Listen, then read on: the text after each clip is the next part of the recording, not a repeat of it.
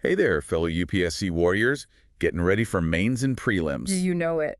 Well, we've got a deep dive for you into something that's almost guaranteed to be on the test tag case, the Panchayati Raj Institutions. Oh, yeah. Those. You know, that foundation of rural governance? It's all over the syllabus. Yeah, for sure. But Oh. it's not just some textbook concept. The Ministry of Panchayati Raj just released this report. Oh, really? It's called Status of Devolution to Panchayats in States, Okay. with an indicative evidence-based ranking. And it's full of insights that could seriously make or break how you answer those questions. It's like they made this report just for us UPSC students. Mm-hmm. So what's the big question here? Hmm. How much power do panchayats really have? Right. The report kind of paints a mixed picture, Yeah. but it does start with some good news. Uh-huh. Overall devolution to local bodies has hit 43.9%. That's right. So what does that number actually mean for a village? We'll think about it this way. Like a village needs to build a new school. With good devolution, the panchayat, which is elected by the villagers themselves, can make that happen Oh, wow. without waiting for the state to approve it. More decisions, more funding, right in the hands of the people. Okay, now that is starting to sound like the power to the people thing we read about. Right. The report even shouts out some stars. Yeah. Karnataka, Kerala, Tamil Nadu, Maharashtra, Uttar Pradesh. Yeah. They're doing great when it comes to infrastructure, staffing, and they're even using more digital stuff. Definitely. Imagine the impact. Okay. Better roads make it easier for farmers to get to the market. Better schools mean a brighter future for the kids. And with well-trained panchayat staff, things actually get done. That's great. It's not just talk. Right. The report talks about this Rashtriya Gram Swaraj Abhiyan thing. Uh-huh. It's an initiative that builds capacity at the panchayat level. The results are encouraging. So we've got the good vibes going. Yeah. But like with every good UPSC question, there's another side to think about. Totally. This report goes into 6 main areas of panchayat performance. Framework, functions, finances, functionaries, capacity building, and accountability. Yep. Each one is like a goldmine for an essay or a mains question, Oh, for sure. don't you think? Yeah, absolutely. It's not just about remembering which state is doing what. Right. It's about understanding the details, the challenges within each area. I see. For example, Kerala has a fantastic legal framework for panchayats. Yeah? But the report points out a problem many states have. Inconsistent rotation of reserved seats for SCs, STs, and women. Wait. Why is that a problem? Oh, well.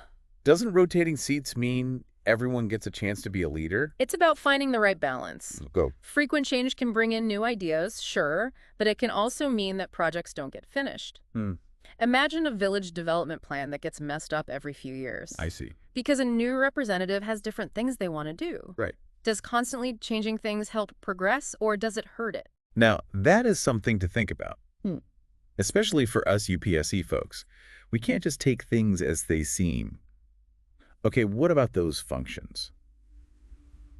The report seems to like how Tamil Nadu is giving their panchayats a decent amount of responsibility. Yeah, they're doing well there. But here's the thing. Many states are holding on tight to their power. Oh, really? They're supposed to give 29 subjects from the 11th schedule to the panchayats, Right. but they're dragging their feet. Why are they hesitating? Is it just a power struggle? I don't know. It often comes down to control. Makes sense. Some states are afraid of losing power at the local level. But think about it from the villager's point of view. If decisions about local issues are being made miles away at the state capital, how can those policies really be what the community needs? Yeah, that makes sense. It sounds like that classic centralization versus decentralization debate. It's practically begging to be a UPSC essay question. Totally. And that brings us to finances, where Karnataka is praised for its good financial management practices. But here's a surprise. What's that? Only 1% of panchayat revenue comes from their own taxes. Whoa, seriously? Yeah. So where's the rest of the money coming from? Good question. Where is it coming from? Well, they rely heavily on grants. Okay. A huge 80% comes from the central government and another 15% from the state. Wow, that's a lot. That's a big dependency, and it makes them very vulnerable.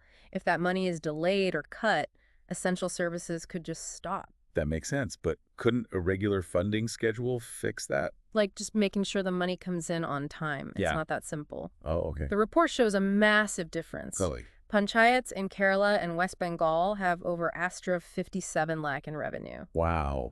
But Andhra Pradesh and Punjab are struggling with less than our 6 lakh. That's a huge gap. Why such a big difference? Is it because of the state's own financial situations? Or is there something else happening? Could it be related to how much each state lets its panchayats generate their own revenue? That's the core problem. Panchayats need more financial independence. Right. They can't truly have power if they always depend on handouts. It's like trying to build a house on shaky ground. You need a strong foundation of reliable funding. Okay, so what's the solution then? Well, the report suggests we need to do a few things. Okay. Regular and consistent transfer of funds is key, Makes sense. but it also emphasizes financial transparency and accountability.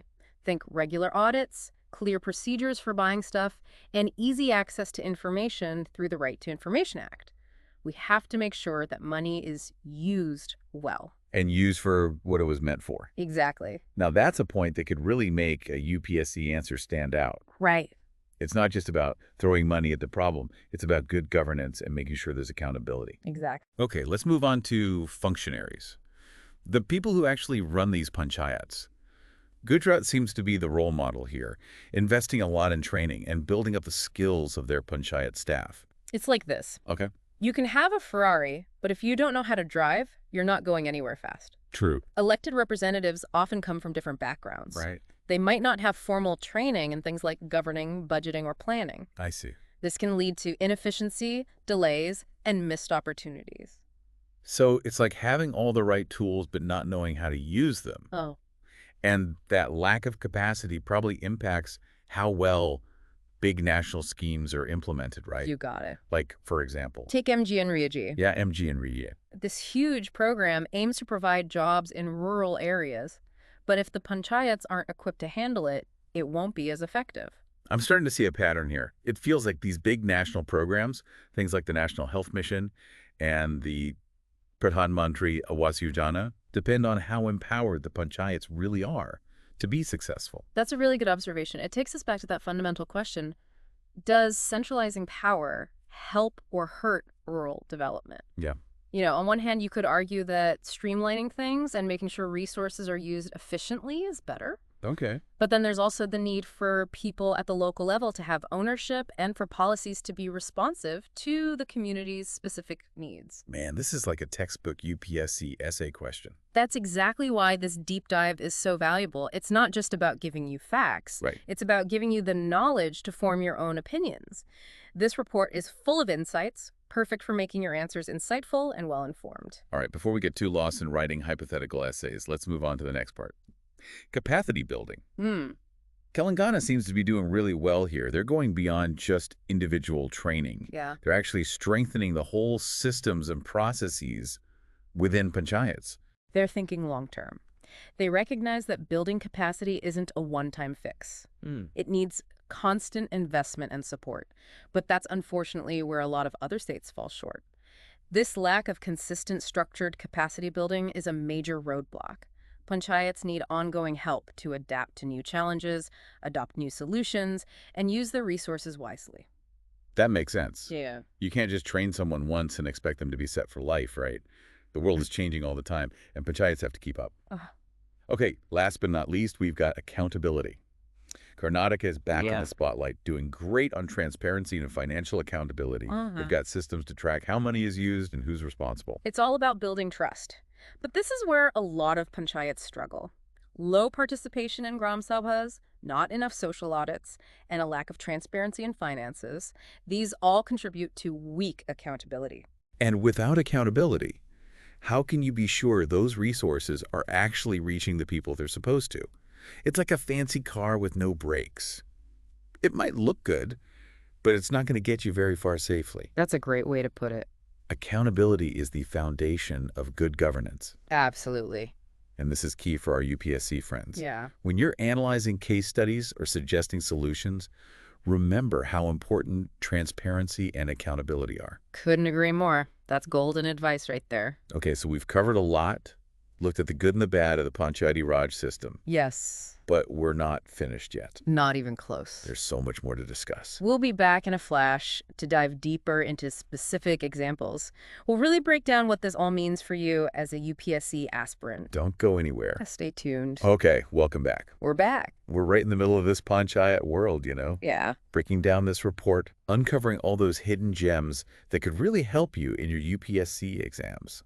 We're not just scratching the surface here. We're going deeper. Deeper. We're talking about understanding how rural governance actually works in India. Exactly. It's about seeing those connections. Yes. Seeing the big picture. The big picture. And speaking of connections, remember accountability. Yes. The report highlighted how well Karnataka is doing, but it also showed that many other states aren't doing so well. Right. That lack of transparency and accountability keeps coming up. Yeah. And it's not just an idea. It has real consequences. Think about those Gram Sabhas. You know, those village meetings where people can speak their minds and hold their leaders accountable? Yeah, I know those. In a lot of places, very few people actually participate. Why is that? Are people just not interested? I don't know. Or is something else going on? Yeah. What is it? It's complicated. Sometimes people just don't know how the system works. Huh? Sometimes they don't care. Right. Or they feel powerless. And sometimes they're afraid to speak up. That's kind of scary, actually. If people don't feel safe or like they have a voice, how can we expect real accountability? You're right. So what can we do? That's where social audits come in. Okay. They're independent checks on how money is used and if projects are actually helping people. But the problem is these audits don't happen often enough or they're not done well. And that makes accountability even weaker. It sounds like we need to change the whole way we think about accountability in panchayats. I agree. But wouldn't that take a huge shift in how people think? Probably. And maybe even some serious legal changes. Definitely. And new institutions. Yeah, it's not a quick fix. It needs everyone to work together. Like who? The government, civil society groups, and most importantly, the villagers themselves. Right, makes sense. Okay, so we talked about accountability. Now, let's go back to something you mentioned earlier. How weak capacity building affects the way national schemes are implemented. Right. We talked about MGN Regie. But so many other programs depend on panchayats to work properly. That's true. Like what? Well, think about the National Health Mission. It's supposed to make healthcare more accessible in rural areas. Right. Panchayats do a lot, from finding the people who need help to getting the community involved. But if they don't have the training or resources, the program won't be as effective. So it's like having a great plan, but no one knows how to make it happen. Exactly. And the same goes for the Pradhan Mantri Awas Yojana, that program for building houses for poor people in rural areas, right? Yeah. Panchayats have to find the families who qualify, make sure the houses are built right, and check on how the project is going. That's a lot of responsibility. I see how much these national schemes depend on how capable the panchayats are. It's all connected. That's what makes this report so useful for UPSC preparation. Right. It goes deep into how the Panchayati Raj system works, and it shows you the challenges and opportunities at the local level. It's not just about knowing the theory. It's about seeing how it actually works on the ground. That's right. And that's what makes a good UPSC answer great. Exactly. It's about showing you understand the real situation, the complexity, the nuances. All the detail. And this report gives you all the information you need to do that. Okay, we've talked about the challenges. We've seen how everything is connected. Yes. But before we wrap up, I want to go back to that classic debate about centralization versus decentralization. Yeah. It feels like this whole discussion about panchayats is connected to that bigger question of where power should be. Absolutely. It's all linked. And this is where you, as a UPSC aspirant, can really use your analytical skills. Totally. The report doesn't give you easy answers, but it gives you a great case study that you can use to build your own arguments. Definitely. So it's like a starting point for deeper analysis, a chance to really think about the main ideas of governance and development. Think of it this way. Okay. Does having all the power in the hands of the state or national government make things more efficient and consistent? Or does it create a gap between the people making decisions and the communities they're supposed to be serving? And on the other hand, does giving power to the panchayats give communities ownership of their development? Right. Or does it lead to things being done differently in different places and inconsistency in how things are implemented? Those are the big questions. They really are. And there are no easy answers. But by looking at these different sides, using the evidence from the report, and drawing on your own understanding of India, you can come up with a thoughtful and insightful response. Okay, so we have some work to do. We have to look at the pros and cons, consider the evidence, and come to our own conclusions. That's right. But that's what makes preparing for the UPSC so exciting, isn't it? Absolutely. It's about questioning what you think, learning more, and developing those critical thinking skills. Those skills will be useful not just for the exam, but for your whole career as a civil servant. This feels like a good time to take a quick break, think about what we've learned, and come back ready to apply these insights to real situations and case studies. Sounds good to me. We'll be back in a bit to tie it all together and give you the tools you need to ace those UPSC questions.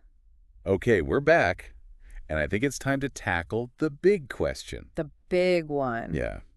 Is this Panchayati Raj system really empowering rural India? We've seen the progress, the challenges, the inspiring stories, and the areas that need a lot of work. What do you think? Well, it's a mixed bag, that's for sure. The good news is that things are moving in the right direction. Yeah. Devolution is happening, infrastructure is getting better, and there's more focus on building capacity. But the real key to making panchayats work is tackling those big challenges. Which ones? Financial autonomy, making sure functions are devolved consistently, and having strong accountability. Those are must-haves if we want to see real power at the grassroots level. I think we've really uncovered a lot of valuable insights, especially for those UPSC aspirants out there. Totally. This topic touches so many parts of the syllabus. Polity, governance, social justice, even the economy. It's all connected. And remember, the UPSC doesn't just want you to repeat facts. Nope. They want analysis, critical thinking, and solutions. Exactly. So when you're studying something like this, don't just skim the surface. Right. Ask yourself, why is this happening? What are the root causes? What could happen because of this? And most importantly, how can we make things better? So what does this all mean for you, the UPSC aspirant listening right now? Well, first, this is a hot topic. Understanding it inside and out is crucial. For sure. But more than that, this report gives you the knowledge and insights to form your own opinions and propose real solutions. Imagine this. You're in your mains exam, and they ask you to analyze how panchayat funding works or suggest ways to strengthen local governance. This report gives you everything you need to write a brilliant answer. Don't just passively absorb this information. Right. Engage with it.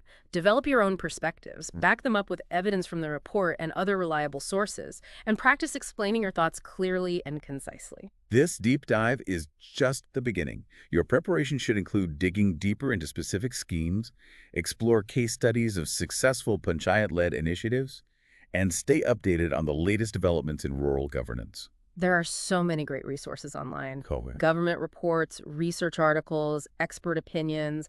Get involved in discussions, debate different viewpoints, and really refine your understanding of this critical part of how India is governed. We want to hear from you. What are your thoughts on making panchayats stronger? Yes. What solutions resonate with you? Drop a comment below, and let's keep this conversation going. And if you found this deep dive helpful, don't forget to like, subscribe, and hit that notification bell for more breakdowns of important UPSC topics. Remember, becoming a civil servant is a marathon, not a sprint. Stay curious. Stay informed. And keep pushing forward. For those who want to learn more, the full report, Status of Devolution to Panchayats in States, and Indicative Evidence-Based Ranking, is on the Press Information Bureau PIB website. Until next time, keep learning, keep questioning, and keep striving to make a difference.